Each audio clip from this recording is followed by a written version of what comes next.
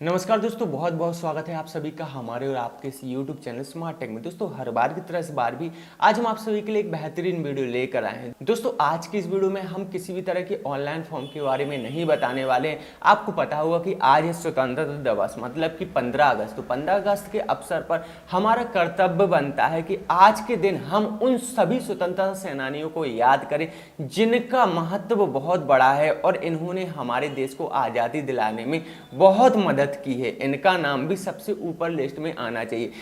इन स्वतंत्रता सेनानियों में से सबसे ऊपर नाम आता है वल्लभ भाई पटेल जी का। तो आज की इस वीडियो में हम उन्हीं के बारे में बात करेंगे और उनके जीवन परिचय में क्या क्या कहानियां आती हैं, उनके जीवन में जो जो कहानियां घटित हुई थी उन कहानियों में से कुछ दो चार कहानियां आज की इस वीडियो में मैं आपको सुनाऊंगा। तो वीडियो के साथ अंत तक बने रहेगा। साथ ही साथ दोस्तों आप सभी से मैं आग्रह करूंगा कि अगर अभी तक आपने अपने घर की छत पर या फिर अपने घर की खिड़की पर देश के तिरंगे को अभी तक नहीं लहराया है तो लहराएं, जरूर लहराएं, क्योंकि ये हमारे देश का गौरव है और हमारा कर्तव्य बनता है कि हम अपने देश का सर कभी भी नीचा ना होने दें। तो चलिए दोस्तों वीडियो की शुरुआत करते हैं। साथ ही साथ चैनल पर नए हो तो चैनल को भी जरूर सब्सक्राइब कीजिएगा। तो चलिए दोस्तों वीडियो की शुरुआत करते हैं। दोस्तों जैसे कि मैंने आपको बताया कि आज हम बात करने वाले हैं वल्लभ भाई पटेल जी के बारे में। तो यहाँ पर आप लोग सोच रहे होंगे कि मैंने वल्लभ भाई पटेल जी को ही सिलेक्ट क्यों किया।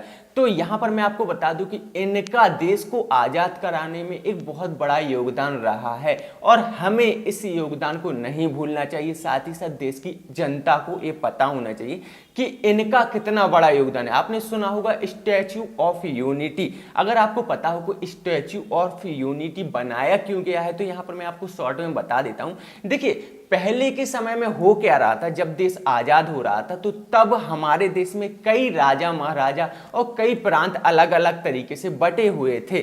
तो उस टाइम पर आपको पता होगा कि जब विश्व युद्ध हुआ था तो इंग्लैंड की अर्थव्यवस्था बिल्कुल से खराब हो चुकी थी और इंग्लैंड को अब इंडिया को संभालने की इतनी क्षमता नहीं थी कि वो हमारे देश को संभाल सके। तो इसीलिए उन्होंने सोचा कि चलिए अब हम इस देश को आजाद किए देते हैं। तो ऐसी कंडीशन में हो क्या रहा था कि यहाँ पर हर राज्य हर प्रांत का एक अलग राजा एक अलग मुखिया हुआ करता था। तो वो सब चाहते थे कि नहीं मेरा एक अलग से देश बने। तो ऐसे में लगभग अगर वल्लभ भाई पटेल जी ना होते उस टाइम पर तो हमारे देश के आज इतने टुकड़े होते और यहाँ पर हमें हर 100 किलोमीटर की दूरी पर एक पासपोर्ट का इस्तेमाल करना होता आने जाने के लिए। क्योंकि यहाँ पर जितने भी राजा महाराजा हुआ करते थे या फिर मुखिया हुआ करते थे वो चाहते थे कि मेरा खुद का एक देश बने। तो इसी चीज को ध्यान में रखते हुए हमारे वल्लभ भाई पटेल जी ने पद यात्रा करके सभी राजाओं के पास गए, सभी मुखियाओं के पास गए, उनसे आग्रह किया कि हम एक संयुक्त राष्ट्र बनाएंगे हिंदुस्तान जिसका नाम होगा भारत। और यहाँ पर सभी लोगों से हस्ताक्षर वगैरह लिए और सभी लोगों को यहाँ पर इकट्ठा किया और एक मंच पर लाए, तब जाकर यहाँ पर हमारे देश का निर्माण हुआ भारत का। तो यहाँ पर इसीलिए हमें उनकी इस मेहनत को नहीं भूलना चाहिए। अगर वो ना होते तो आज हमारा देश कई क्षेत्रों में बटा होता है। तो इसीलिए उनका योगदान बहुत बड़ा है, हमें उन्हें नहीं भूलना चाहिए। और इसी चीज को ध्यान में रखते हुए मोदी जी ने स्टैच्यू ऑफ यूनिटी का निर्माण कराया था ताकि आप सभी को ये बात समझ आ सके। अब यहाँ पर वल्लभ भाई पटेल जी की इस कहानी को तो सभी ने सुना ही होगा, लेकिन यहाँ पर आपको शायद ये पता नहीं होगा कि वल्लभ भाई पटेल जी को आयरन मैन के नाम से भी जाना जाता है। अब इस कहानी पर भी आ जाते हैं कि यहाँ पर इन्हें आयरन मैन के नाम से क्यों जाना जाता है। तो चलिए मैं आपको एक छोटी सी कहानी सुनाता हूँ। एक बार क्या होता है कि बचपन में जब वल्लभ भाई पटेल जी के हाथ में एक फोड़ा हो गया था तो उस फोड़े को फोड़ने के लिए या फिर उस फोड़े के इलाज के लिए वैद्य जी को बुलवाया गया था। क्योंकि उस टाइम पर हमारा मेडिकल साइंस इतना डेवलप नहीं हुआ था कि वहां पर दवाइयों के जरिए उस फोड़े को ठीक किया जा सके। तो ऐसे में वैद्य जी आए और वैद्य जी ने बोला कि भाई इस फोड़े के अंदर तो हमें गर्म लोहे को पिघलाकर डालना होगा। तो इस बात को सुनकर उनके वल्लभ भाई पटेल जी के परिवार वालों को झटका सा लग गया कि यार गरम लोहे को पिघलाकर डालना आम बात तो है नहीं भाई, ऐसे में तो पूरा मांस भी खराब हो सकता है, पूरा हाथ भी डैमेज हो सकता है। तो ऐसे में यहाँ पर जबकि वैद्य जी ने भी इसका कई साइड इफेक्ट बताए थे, लेकिन हमारे जो वल्लभ भाई पटेल जी थे वो तो थे ही आयरन मैन। उन्होंने क्या किया, डायरेक्ट यहाँ पर एक लोहे की छड़ी को पिघलाया और उस फोड़े में डाल दिया। जैसे ही डालते तो वो फोड़ा फूट जाता है और धीरे धीरे रिपेयर होने लगता है। तो यहाँ पर तभी से उन्हें इस नाम से संबोधित किया जाने लगा, आयरन मैन के नाम से। अब दोस्तों यहाँ पर वल्लभ भाई पटेल जी की कुछ और भी कहानी है जिनको भी मैं आपको सुना देता हूं। जैसे कि एक बार क्या हुआ कि वल्लभ भाई पटेल जी जो थे ना, तो वो गांधी जी के साथ रहना ज्यादा पसंद करते थे, क्योंकि वो गांधी जी से बहुत ज्यादा इंस्पायर थे। तो ऐसे में वल्लभ भाई पटेल जी उन्हीं के साथ ज्यादातर रहना पसंद करते थे। अब एक बार होता क्या है कि लगभग 1928 के समथिंग की बात है शायद, उस टाइम पर जो अंग्रेज थे वो किसानों पर लगभग 22% ब्याज उन्होंने किसानी पर बढ़ा दिया था। मतलब कि जो भी किसान यहाँ पर अपना जो भी अनाज उगाएगा उस पर 22% टैक्स लगेगा, चाहे वो उगाए या फिर ना उगाए। तो ऐसी कंडीशन में क्या होता था कि यहाँ पर जो अंग्रेज थे वो किसान वालों के पास जाते थे। एक दिन में एक किसान वालों के पास गए और वहां पर उनकी फसल का उनसे टैक्स लेने के लिए पहुंच गए। अब ऐसे में कई किसान ऐसे थे जिनकी फसल ही नहीं हुई है, और ऐसे में अंग्रेज जो है अपना टैक्स वसूली के लिए उन किसानों के घर पहुंच गए। तो ऐसे में जब किसान टैक्स नहीं दे पाता था तो उनकी जमीनें हड़प ली जाती थी अंग्रेजों द्वारा। तो ऐसे में क्या होता था कि किसान लोग थे बहुत ही ज्यादा परेशान हो गए और वो गए गांधी जी के पास। तो गांधी जी ने सारे मैटर को समझा और उन्होंने वल्लभ भाई पटेल जी से बोला कि आप जाइए और देखिए क्या प्रॉब्लम है और इसका क्या समाधान निकाला जा सकता है। तो वल्लभ भाई पटेल जी गए किसानों के पास, उन्होंने सारी प्रॉब्लम को समझा और उन्होंने एक दिमाग लगाया, आइडिया लगाया।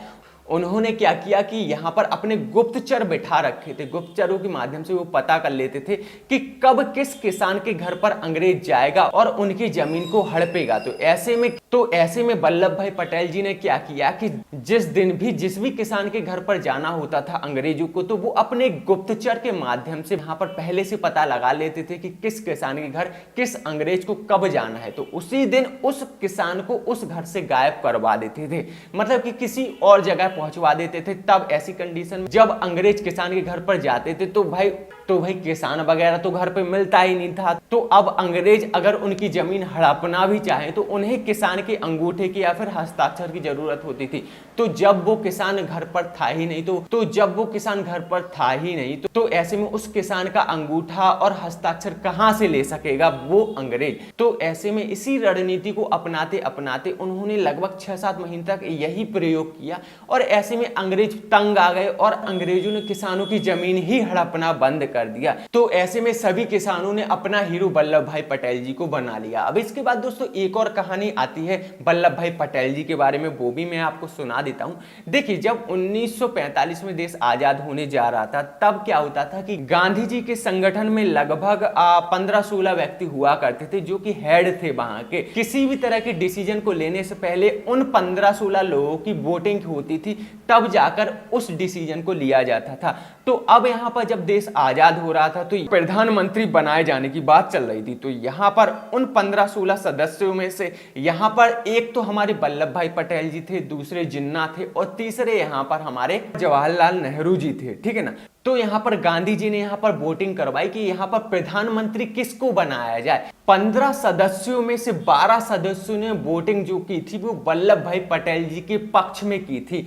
तो यहाँ पर 12 वोटिंग यहाँ पर वल्लभ भाई पटेल जी की तरफ ही गई थी। तो ऐसे में स्वाभाविक सी बात है सभी लोग वल्लभ भाई पटेल जी को प्रधानमंत्री बनते हुए देखना चाहते थे। लेकिन ऐसे में सबसे बड़ी चौंकाने वाली बात जो थी वो ये थी कि यहाँ पर जवाहरलाल नेहरू जी को 0 वोट मिले थे। जी हाँ दोस्तों, जवाहरलाल नेहरू जी को 0 वोट मिले थे। तब इस चीज को गांधी जी ने देखा और गांधी जी ने जवाहरलाल नेहरू से पूछा कि भाई आपको तो 0 वोट मिले। तब ऐसे में जवाहरलाल नेहरू जी का मुंह उतर गया और उन्होंने अपना सिर झुकाया और नीचे नजरें कर ली। तब यहाँ पर गांधी जी को समझ आ गया कि यहाँ पर जवाहरलाल नेहरू जी सेकंड पोजीशन को भी एक्सेप्ट करने वाले नहीं थे। तो ऐसे में गांधी जी ने सोचा कि यार बना देना चाहिए जवाहरलाल नेहरू जी को यहाँ पर प्रधानमंत्री। तो गांधी जी ने क्या किया कि एक कोरा कागज लिया और कोरे कागज पर लिखकर बगल में बैठे हुए वल्लभ भाई पटेल जी को वो पर्ची थमा दी। और वल्लभ भाई पटेल जी ने जब वो पर्ची पढ़ी तब उन्होंने डायरेक्ट पढ़कर वो पर्ची अपनी जेब में डाल ली और वल्लभ भाई पटेल जी ने अनाउंसमेंट की कि मैं अपना रिजाइन देता हूं, मैं प्रधानमंत्री की पद से मैं प्रधानमंत्री नहीं बनना चाहता हूं।